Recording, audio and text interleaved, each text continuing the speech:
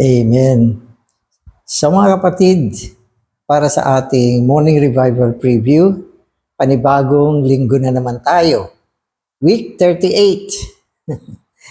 At babasahin ko yung title para sa linggong ito. Christ having the keys of death and Hades. So si Kristo na merong susi ng kamatayan at Hades. So yan ang titulo ng ating morning revival for this week, week 38. At ang schedule ng ating morning revival ngayon ay week 38, day 1. Amen. Magbabasa na ako ng mga Bible verses natin. Hebrews 2:8. And to the messenger of the church in Smyrna write, These things says the first and the last, who became dead and live again. 22:13. I am the Alpha and the Omega, the first and the last, the beginning and the end. So medyo yung Panginoon, inintroduce niya yung sarili niya dito. No? At ang eklesiya na binabanggit ay ang eklesiya sa Smyrna. Ito yung unang eklesiya, hindi ba? Sa 7 eklesiya sa Smyrna. At ang isang matinding background ng eklesiyang ito ay isang eklesiya na napasailalim sa matinding pag-uusig. Inusig ito. At hindi lang basta pag-uusig, kundi dumaan itong eklesiyang ito sa matinding pag-uusig. At ito ay nangyari noong panahon ng Roman Empire na kung saan marami mga believer ang namartir.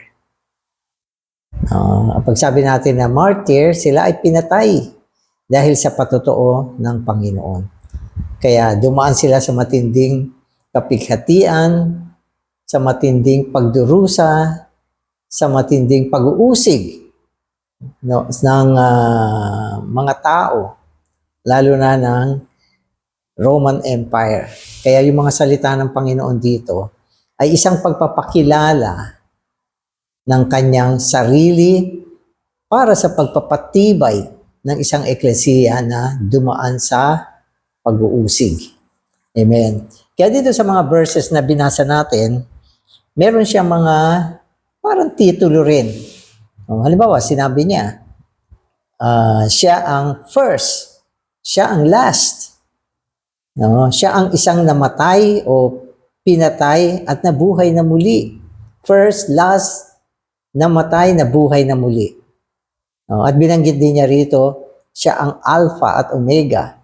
So yung Alpha, ito yung unang titik sa Greek alphabet. At yung Omega, yan yung last. So siya yung Alpha, siya yung Omega. Para bang sinasabi siya yung simula, siya rin yung last.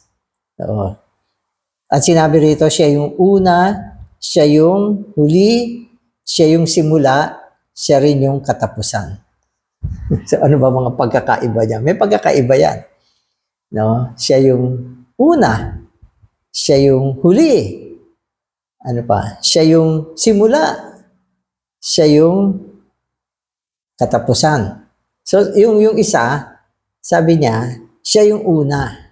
So iba meaning nun. Pagkatapos sinabi niya, siya yung simula. Yung una, iba. Yung simula ay iba rin ang kahulugan nun. So pag sinabi mo kasi una, walang isa bago siya. Yan ang ibig sabihin ng una. Alam mo, sinabi ko, ako una dito. Wala pang dumadating, ako pa lang. Okay? Pag sinabi ko naman na ako ang simula, ibig sabihin naman nito, kung wala ako, hindi mag-uumpisa. Ako yung umpisa. So, hindi lang ako una, ako pa yung nag-umpisa. Ako yung umpisa, beginning. At hindi lang ako last. Okay. Kung hindi, ang sabi niya ay katapusan. So, iba naman yung last. Pag sinabi mong last, wala na susunod. Huli na yun eh. Ako na yung last eh. Wala na susunod. Pero pag sinabi mo naman na ako yung katapusan, merong sinagawa at natapos. Yun naman ang ibig sabihin. So may mga pagkakaiba. So basahin natin. The Lord Jesus is not only the first, but also the beginning. Okay? So siya yung first, siya rin yung beginning. Katulad ng sinabi ko, siya yung first. Okay, walang iba na mas nauna sa kanya. Siya yung una. Tapos sinabi niya, siya rin yung simula. Ibig sabihin, merong accomplishment na inumpisahan niya. Siya yung simula. Tapos yung isa naman ay last. Okay? Huli. Tapos binanggit niya, siya rin ang katapusan. So ano naman ibig sabihin nun? Pag sinabi mong last siya, wala na sumunod. Kasi dulo na yan eh. Pag sinabi mo naman na siya ang katapusan, ibig sabihin yung tumutukoy sa isang gawain na natapos din. Umabot sa pagtatapos. At siya din yon. Amen. Okay, so basahin ko para mas maintindihan nyo. The Lord Jesus is not only the first, but also the beginning. He is not only the last, but also the end. The first indicate that none is before Christ. Yun. Tama naman ang sinabi ko. Ang first, ibig sabihin, wala bago siya. Siya lang yung una. Amen. Tapos, sabi niya, yun yung first. Yung last naman, and the last, that none is after Him. Okay. Yung ibig sabihin naman ng last o huli, wala na sumunod pagkatapos niya. Amen. Okay. So, amen. Whereas the beginning indicates that He is the origination of all things. Wow, so ang ganda niyan. Yung sinabing siya ang simula, ibig sabihin siya ang pinanggalingan ng lahat ng bagay. Yun ang ibig sabihin ng simula. Ibig sabihin, sa Panginoon, walang umpisa kung wala siya. Diba? Siya na una, pagkatapos siya ay pinanggalingan ng lahat. Kung wala siya, walang bagay-bagay. At dahil nandyan siya, siya ang simula ng lahat ng bagay. Amen. Tapos, hindi lang siya simula, siya ang origination of all things. Pinanggalingan ng lahat. Amen. Tapos, ano pa? Yung salita naman na end o katapusan, ito naman ay tumutukoy sa kanyang consummation. Tinapos niya, kinonsumate niya, pinasukdol niya lahat ng bagay. Umabot sa katapusan. At pagkatapos nun, dahil siya ang last, wala nang sumunod. Nagsimula siya, siya ang simula. Siya ang pinanggalingan. Siya ang origination ng lahat. Siya ang katapusan. Kung ano yung sinimulan niya, tinapos niya. Siya yung nagtapos. At pagkatapos niyan, wala nang sumunod. Oh, Lord Jesus.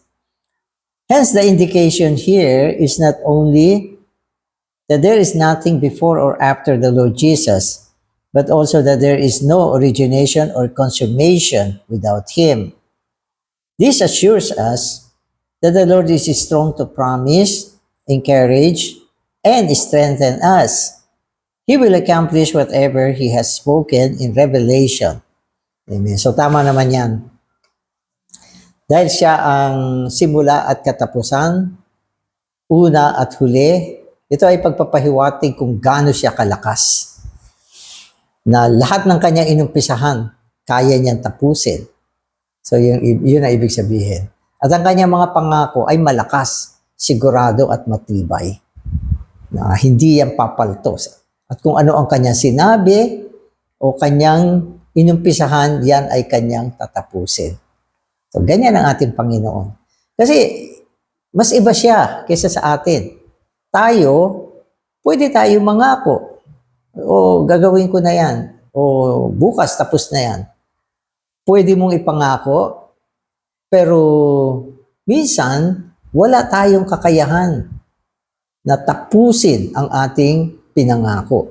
So, yun yung kaibahan. Ang Panginoon, kung ano sinabi niya, kaya niyang gawin at kaya niyang itakda kung kailan magagawa. Wala siyang walang mahirap sa Kanya. Walang imposible sa Kanya. Okay? Walang bitin sa Kanya. Lahat tapos at lahat kayang gawin. Amen. Sa mga kapatid, today's reading na ako. The Lord told the suffering church in Smyrna, so ang Smyrna ay suffering church, isang eklesiyang nagdurusa. The Lord told the suffering church in Smyrna that He is the first and the last. This indicates that no matter how great were the sufferings through which He passed, those sufferings could not terminate or damage Him. So yun pala ang ibig sabihin nito.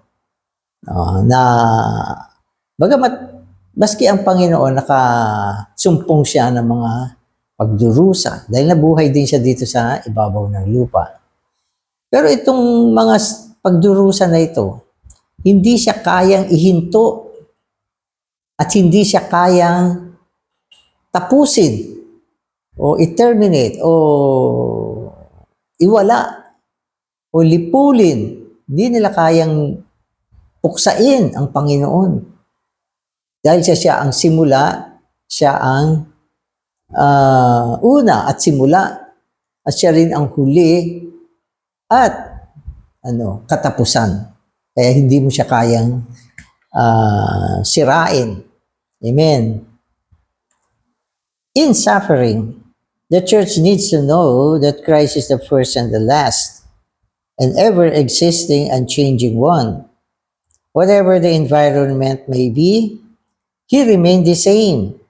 All things are within the limit of His control. So maganda yung sinasabi. All things are within the limit of His control.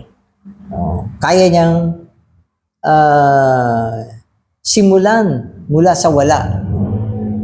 Mula sa wala, yung mga tao madalas nakakapag-umpisa kasi meron ng bagay na pwede nilang gamitin para mag-umpisa. Ang Panginoon wala. Wala siya. Wala siya ni ano. Pero kaya niya mag-umpisa. Diba? Kaya sinasabi sa atin, si Kristo bilang Diyos natin ay ang isang Diyos na kaya niyang tumawag para magkaroon. Okay. Kaya niyang tumawag mula sa wala na magkaroon. He can call not being as being. Not being. Ibig sabihin, hindi nag-i-exist. As being. Mag-i-exist. Kaya niyang gawin yan. Kaya siya ay simula. Siya ang pinanggalingan. No? Siya yung nag-imbento. Siya yung nagbunga ng mga bagay na yan. No? At kung yan ay isang gawain, siya din yung katapusan. So, yan ay matatapos sa pamamagitan niya. Amen. In suffering, the church needs to know that Christ is the first and the last, the ever-existing and changing one. Whatever the environment may be, He remains the same. All things are within the limit of His control. Ito, soberano. Lahat ng bagay ay limitado ng kanyang pamamahala. Kaya niyang kontrolin lahat ng bagay. Maging ang kanyang pananalita, nagko-control yan. May power yan. Pag sinabi niya, magkaroon nito, magkakaroon. Calling not being as being. At yung mga bagay na umiiral, kaya niyang pahintuin, kaya niyang pasulungin, kaya niyang panatiliin. Di ba? So, nung Old Testament, mayroong isang pangyayari, hindi niya pinasikat yung araw. Di ba? Lumaganap ang kadiliman sa lugar na yun. Kaya niyang gawin yan. Kaya ang Panginoon natin ay walang katulad. First, last, okay, beginning, end. No? Tapos napatay pa, nabuhay na muli. Ano pang hahanapin mo? Kung hindi siya, sino pa ang pwede? Amen. Amen. When the Lord told the church in Smyrna that he was the first and the last, he was indicating that the church should be victorious, not defeated by any kind of suffering. Amen. Yung suffering, dadating. Oo, yung mga persecution, dumadating. Pero ang binibigyan niya ditong pansin ay hindi tayo magagapi. Hindi tayo magagapi. So yun yung maganda rito. Hindi tayo matatalo. No? Hindi tayo maglalaho. Hindi tayo mabubura. Ano man ang gawin. Sapagkat ang isang kasama natin ay si Kristo na siyang una at huli. Simula at katapusan. Kaya sino makakatalo dyan? Amen. Christ is not only the first, but also the originator.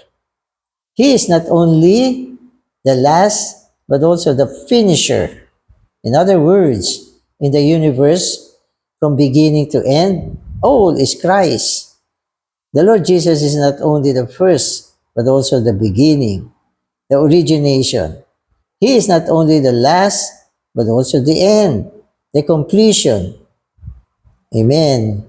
So leaving nothing to anyone, he occupies the entire universe in which, in space and in everything, he is everything. Amen. So maganda yung sinabi dito. Hindi naman niya kailangan ng sino man para tapusin ang kanyang sinimulan. Kaya niyang gawin sa pamamagitan ng kanyang sarili. Amen. So, ito ang Panginoon na meron tayo. Kung sakali, maulit ang sitwasyon ng katulad sa Church in Smyrna, no? At nalaman mo ang mga salitang ito, magiging matatag ka. Walang makakatumba sa iyo. Hindi ka mabubura. Minsan may mga kasabihan, buburahin natin sa mapa to. Yung mga ito. Nabubura. Pag lahat yan, namatay yan. Wala na matitira dyan. Pero ang eklesiya, matagal na nilang binubura, hindi nabubura. Mula pa noon, nung unang natatagang eklesiya, naku, yung kaaway, aktibo, gusto niyang lipulin lahat ng believer, patayin silang lahat. Pero habang pinapatay, lalong dumadami. Habang tinatakot, lalong tumatapang. Diba? Habang pinipress down, lalong tumatalbog, umaangat. So, hindi mo kaya yan. Kasi yung Panginoon na nasa kanila ay ang una at ang huli, ang simula at ang katapusan. At ang isa na namatay at nabuhay na muli. Paano mo i-press down yan? Hindi mo kakayanin yan. Maging si Paul, nung inuusig niya ang mga believer, sabi ng Panginoon, you are kicking against the prick. Sumisipa sa bato. Pag bato ang sinisipa mo, sakit sa paa niyan. Hindi mo kakayanin yan. Kaya walang sino man na may kakayahan para gupuin itong eklesiya. Dahil ang Panginoon natin ang una at huli, ang simula at katapusan. Amen. Amen. Christ is not only the first, but also the originator. Okay, originator. He is not only the last, but also the finisher. In other words, in the universe from beginning to end, all is Christ. The Lord Jesus is not only the first, but also the beginning, the origination. He is not only the last, but also the end, the completion. leaving nothing to anyone. He occupies the entire universe in time, in space, and in everything. He is everything. Amen. So yung Panginoon kasi naging espiritong nagbibigay ng buhay. Walang limitasyon na yan. Naging espiritu nagbibigay ng buhay. So siya ay katulad ng hangin na sa lahat ng lugar. At pinuno niya ng kanya sarili ang buong sansinukob bilang ang espiritu na nagbibigay buhay. The fact that Christ is not only the first and the last, but also the beginning and the end assures us that having started the church life, He will surely accomplish it. He will never leave His work unfinished. All those in the local churches must believe that the Lord Jesus is the beginning and the end. He will accomplish what He has begun in His recovery. Amen. So, walang mabibitin. Lahat ng sinimulan niya sa loob ng pagbabawi ay tatapusin niya. Lahat ng mga bagay na may relasyon sa eklesiya, tatapusin niya o kumpletohin niya. Maski yung mga meeting hall, minsan pag tinatayo yan, parang hindi matatapos eh. Pero minsan kailangan lang ng panahon, tatapusin ni Lord yan. Kadalasan pag tatayo ng meeting hall, wala namang fund na kasya. Kakaripot ang simula. Tapos sasabihin, magkano project yan? Sabihin, 20 million. Magkano pera nyo? Eto, wala pang 1 million. Pero natatapos. Natatapos. Sapagkat sa Panginoon, walang nabibitin. Lahat ay na-accomplish kasi siya ang end. Siya ang last. At siya rin yung end. Pag natapos niya, last na talaga. Wala na susunod. Amen.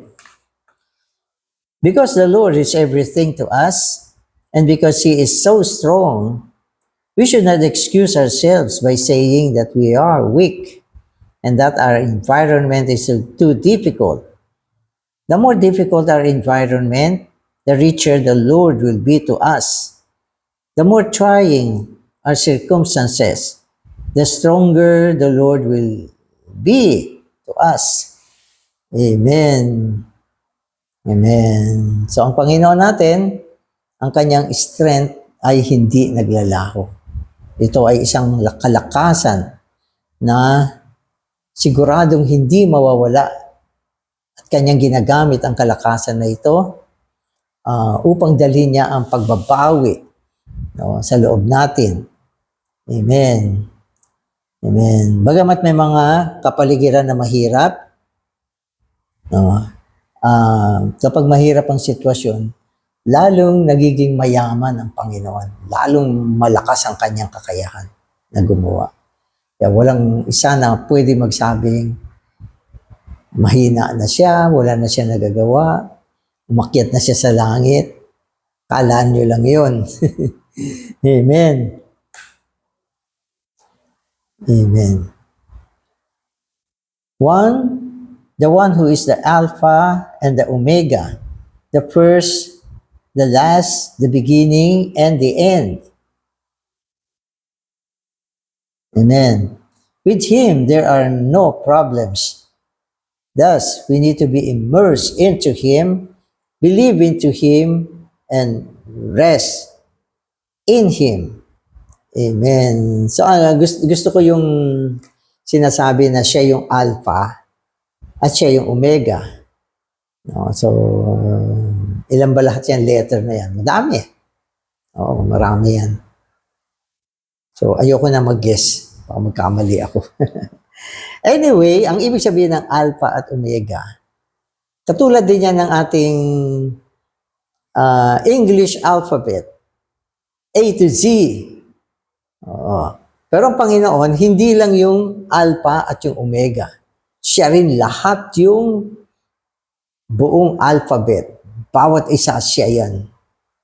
Ibig sabihin, ang kakumplituhan ng alphabet ay Alpha at Omega. At sabi niya, siya lahat yan. Kaya maski sa gitna, siya pa rin. Sa dulo, siya pa rin. No? At ang buong ekonomiya ng Diyos ay naisagawa sa pamamagitan niya. Hindi siya nawala sa eksena, hindi siya pumalya, at walang bagay sa pagitan ng kapanahunan na hindi ang Panginoon. Amen. Amen. God made the original design, and God also will bring it to its final completion. How we thank God that He is the Alpha, the initiator of all things. All things had their beginning in God. At the same time, He is also the Omega. Man can and will fail, but God is the Omega.